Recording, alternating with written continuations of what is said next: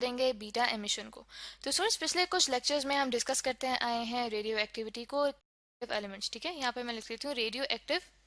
उनमें से ही एक टाइप ऐसी है रेडिएशंस की जो कि कहलाती है बीटा एमिशन, यानी कि ये एमिट आउट हो रहे होते हैं बीटा पार्टिकल्स। ठीक है, बीटा पार्टिकल्स एमिट आउट हो रहे हैं। वन नेगेटिव चार्ज होता है, ठीक है, उसी तरह से जैसे एक इलेक्ट्रॉन के ऊपर चार्ज होता है, तो इसलिए इन्हें कहा जा सकता है कि हमारे पास इलेक्ट्रॉन्स भी होते हैं।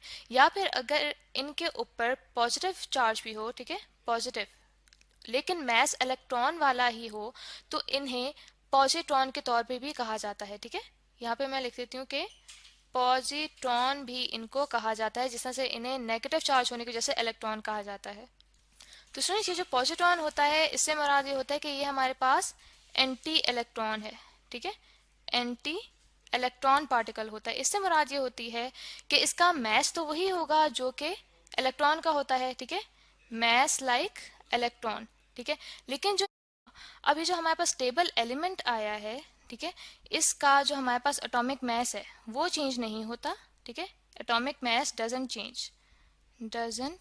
चेंज। ठीक है, तो यहाँ पे मैं लिख देती हूँ कि एटॉमिक मैस से क्या मुराद है। एटॉमिक मैस से मुराद है number of protons plus number of neutrons. ठीक है, लेकिन ये जो हमारे पास स्टेबल एलिमेंट आया है इसका जो जी है, दैट मीन्स कि जो हमारे पास एटॉमिक नंबर होता है, जिसे हम कहते हैं कि ये हमारे पास नंबर ऑफ प्रोटॉन्स, ठीक है, या फिर नंबर ऑफ इलेक्ट्रॉन्स को जी कहते हैं, यानी कि एटॉमिक नंबर, ये चेंज होता है, जो कि डिपेंड करता है कि इस रेडियो एक्टिव एलिमेंट ने एक पॉजिट्रॉन एमिट किया है, यानी कि एक एंटी इलेक्ट्रॉन एमिट किया है, या फिर एक इलेक्ट्रॉन एमिट किया है ए से और एटॉमिक नंबर जी से। ठीक है, ये जब हमारे पास कन्वर्ट होगा एक स्टेबल एलिमेंट में, तो उसे मैं रिप्रेजेंट कर रही हूँ एक्स ए। जैसे कि मैंने आपको बताया था कि इसका पास नेगेटिव बीटा पार्टिकल एमिट हो रहा है, तो यहाँ पे हमारे पास हो जाएगा z+1। ठीक है, z+1, और यहाँ पे हमारे पास आ जाएगा बीटा 0। ठीक है, और -1। जो दूसरा रिएक्शन बनेगा वो बनेगा एक्स ए जी बीटा 0 1, और यहाँ पे हमारे पास एक न्यूट्रिनो भी एमिट आउट होगा, न्यूट्रिनो। तो स्टूडेंट्स यहाँ पे भी वही लॉ अप्लाई हो रहा है कि आप देख सकते हैं ए है तो दूसरी तरफ भी हमारे पास ए बन रहा है, उसके लिए दूसरी हैंड साइड पे भी जी ही बन रहा है, क्योंकि ये हमारे पास बन जाएगा Z-। पास जो थोरियम है वो डिके हो रहा है प्रोटेक्टिनियम में। ठीक है, प्रोटेक्टिनियम भी हमारे पास एलिमेंट है, और इसी तरह से वो आगे एमिट कर रहा है एक बीटा पार्टिकल, और उसी के साथ एक एंटी न्यूट्रिनो भी एमिट हो रहा है। तो स्टूडेंट्स यहाँ पे जो प्रोटेक्टिनियम है ये एक्साइटेड फॉर्म में है, जैसे कि आप यहाँ पे देख सकते हैं प्रोटेक्टिनियम के साथ स्टार लगा हुआ है यहाँ पे, तो वो अपने आप को नॉर्मल स्टेट में लाने के लिए डीएक्साइट होगा। जब उसका न्यूक्लियस डीएक्साइट होगा तो साथ ही वो एक गैमा जो है रे वो एमिट करेगा। ये जो गैमा होते हैं ये हमारे पास फोटॉन्स होते हैं जो कि एमिट होंगे। तो जो प्रोटेक्टिनियम है वो अपनी एक स्टेबल स्टेट में आ जाएगा। तो स्टूडेंट्स इसके लिए जो हमारे पास रिएक्शन बनता है वो बनता है थोरियम। ठीक है, thorium 230 beta particle emit out हो रहा है, जो कि यहाँ पे उसके आ जाएगा -1 और 0, और साथ ही हमारे पास एक एंटी न्यूट्रिनो भी एमिट आउट हुआ है, एंटी न्यूट्रिनो। स्टूडेंट्स ये जो हमने रिएक्शन लिखा है ये यहाँ तक का है जहाँ तक इसने गैमा पार्टिकल जो है वो एमिट आउट नहीं किया। तो ये जो बाकी का आगे गैमा रे का हमारे पास एमिशन हो रहा है ये हम अगले लेक्चर में डिस्कस करेंगे, जब हम गैमा एमिशंस को डिस्कस करेंगे। स्टूडेंट्स इसी तरह से न्यूट्रॉन में, ठीक है, साथ ही वो एक प्रोटॉन में डिके हुआ है, और साथ ही उसने एक एंटी न्यूट्रिनो भी यहाँ पे एमिट आउट किया है।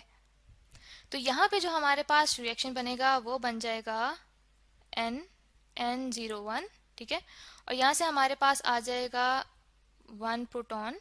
ठीक है, और प्लस यहाँ पे देखें हमारे पास बीटा पार्टिकल जो कि हमने कहा था इलेक्ट्रॉन की तरह होता है, यानी कि हम कह सकते हैं कि एक इलेक्ट्रॉन एमिट आउट हुआ है, तो यहाँ पे हम वही लिख लेते हैं कि हमारे पास जो बीटा पार्टिकल -1 0। ठीक है, तो यहाँ पे भी मैं ई भी लिख सकती थी, तो यहाँ पे उससे कोई प्रॉब्लम नहीं होता।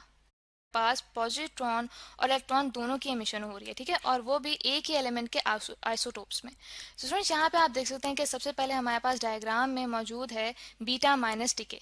ठीक है, दैट मीन्स कि यहाँ पे हमारे पास यहाँ पे दो किस्म के कार्बन हैं, जिनमें से एक कार्बन के अंदर जो हमारे पास एटॉमिक मास है वो कितना है 14, ठीक है, यहाँ पे हम देख सकते हैं कि 14 है। और जो दूसरा कार्बन हमारे पास मौजूद है उसके अंदर जो एटॉमिक मास नंबर है वो है 10, ठीक है। जो हमारे पास कार्बन 14 है वो जब डिके हो रहा है तो वो डिके होता है नाइट्रोजन के अंदर, जिसके अंदर 7 प्रोटॉन्स और 7 न्यूट्रॉन्स हैं, और साथ ही एक एंटी न्यूट्रिनो और एक इलेक्ट्रॉन यानी कि negative beta particle emit out होता है। इस तरह से जो दूसरा हमारे पास कार्बन 10 है जिसका मास नंबर 10 है, तो वो डिके हो रहा है बोरॉन 10 में, और उसके साथ हमारे पास एमिट आउट हुए हैं न्यूट्रिनो और पॉजिट्रॉन, पॉजिट्रॉन यानी कि पॉजिटिव बीटा पार्टिकल।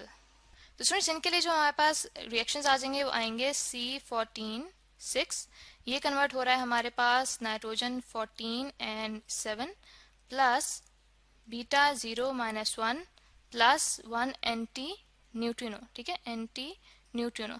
जबकि हमारे पास जो C10 है उसके लिए रिएक्शन आ रहा है C10 और 6, ये हमारे पास कन्वर्ट हो रहा है बी बोरॉन 10 5 प्लस बीटा 0 1, ठीक है, यानी कि positive beta particle plus neutrino, neutrino. तो स्टूडेंट्स ये हमने डिस्कस किया है बीटा पार्टिकल्स के एमिशन को। तो